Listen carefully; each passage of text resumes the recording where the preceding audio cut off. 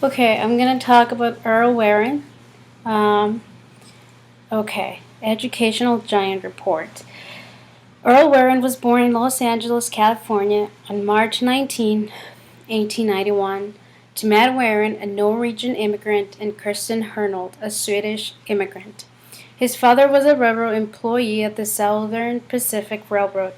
As a child, Warren worked summers on a railroad crew to earn some money to attend college someday.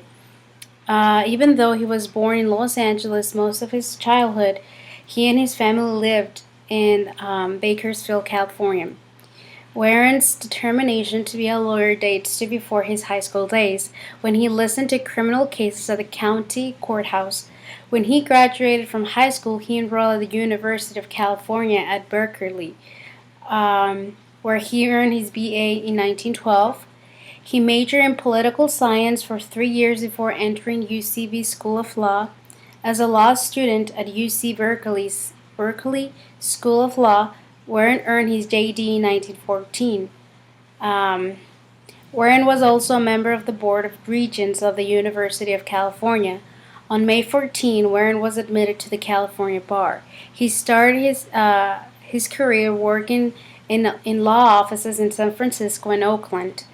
Warren served a brief period of time in the United States Army in World War One. Warren practiced law in San Francisco um, with several firms before taking a position with the Alameda County District Attorneys of the county in 1925. Warren continued to be re-elected through 1938. In those 14 years, Warren developed a reputation as a crime fighter.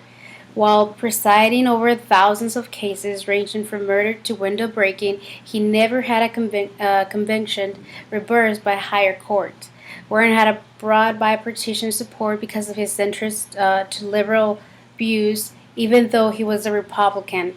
In 1942, 1946, and 1950, Earl was elected to the governorship of California. He is the only California governor that has been elected for 3 consecutive terms.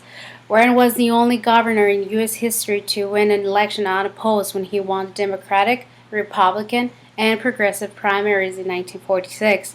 He was the Republican Party's nominee for Vice President of the United States on a ticket headed by Thomas E. Dewey. Universal health care was one unsuccessful initiative that Warren attempted to put into law as a governor. He was the 14th Chief Justice of the U.S., appointed by President Dwight D. Eisenhower in 1953, when Chief Justice Fred M. Vinson died unexpectedly. Warren served as the 14th Chief Justice of the U.S. Supreme Court from 1953 to 1969. His terms in office marked numerous rulings that reshaped U.S. law and society and granted the lower federal courts wide berth in enforcing individual constitutional rights. When President Dwight Eisenhower appointed Earl Chief Justice, he said one really important thing. Warren represents the kind of political, economic, and social thinking that I believe we need in the Supreme Court. Warren was an honest man who cared about others. All those qualities carried him to the top. He inspired many people with simple eloquence and force of will. He always demanded loyalty, could be stubborn, and quietly held grudges. When he started, he did not have very much experience with constitutional issues. He always enjoyed power and was astute and decisive in its exercise and determined to set his stamp upon the court. Warren's philosophical orientation was to treat everyone equally. He believed in common sense, justice, and fairness to be more important than doctrinal hair splitting.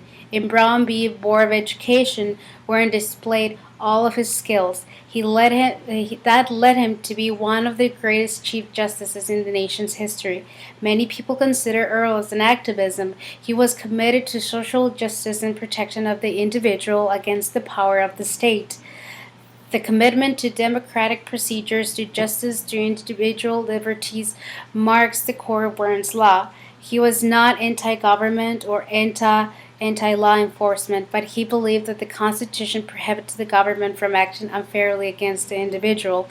In 1965, in the case of Griswold v. Connecticut, Warren had no trouble supporting the activist bloc when he read bold new rights into the Constitution, which proclaim a right to privacy.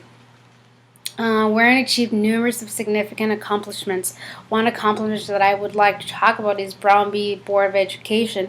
In 1954, Earl Warren made up his mind on the issue and immediately announced in the first conference following the oral argument that one could not sustain racial segregation unless one assumed black to be inferior to whites, and he did not accept that premise. There were a number of questions implicit in the arguments over remedy. What did desegregation mean? To avoid the offending laws or to affirmatively racially mix the schools? Although the court never answered, in private, justices agreed that children should be together regardless of their color or race. By 1968, Warren expected everything to be implemented by the 100th anniversary of the 14th Amendment.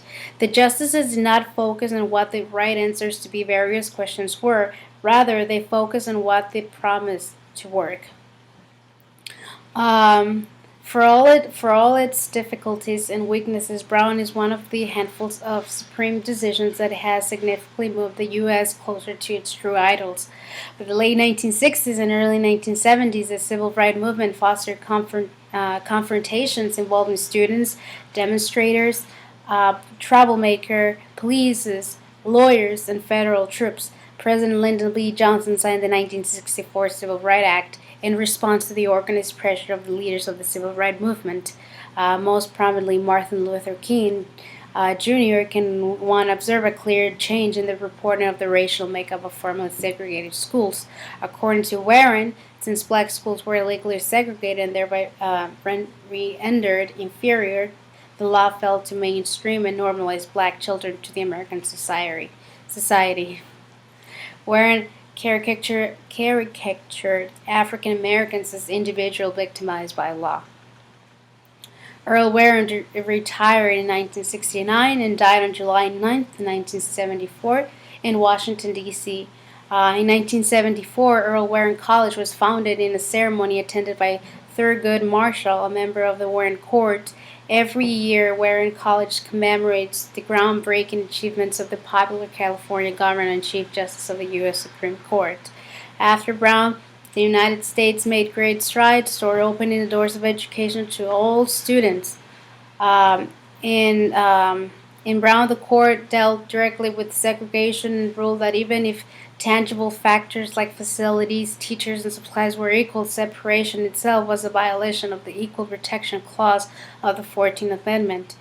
For me, education is the most important function today. It is important awakening the child to cultural values and preparing him or her for later professional training and in helping him or her to adjust normally to the environment. Today, it is doubtful that any child may be expected to succeed in life if he or she is denied the opportunity of an education. On the other hand, for those confined to area schools by poverty and lack of transportation, education in America is still separate and unequal. Now, parents who have the financial means are exercising their right to choose whichever education format they want for their children. The consequence of that is that an entire generation of American youth is growing up without knowing how to socialize with members of other races. In the end, these are the very same people they will be competing with and working with in the workforce. I believe that in the 50 years since the Brown v. Board of Education, people are drifting right back to the same segregation mentality. The situations may differ, but the end result is the same. Thank you.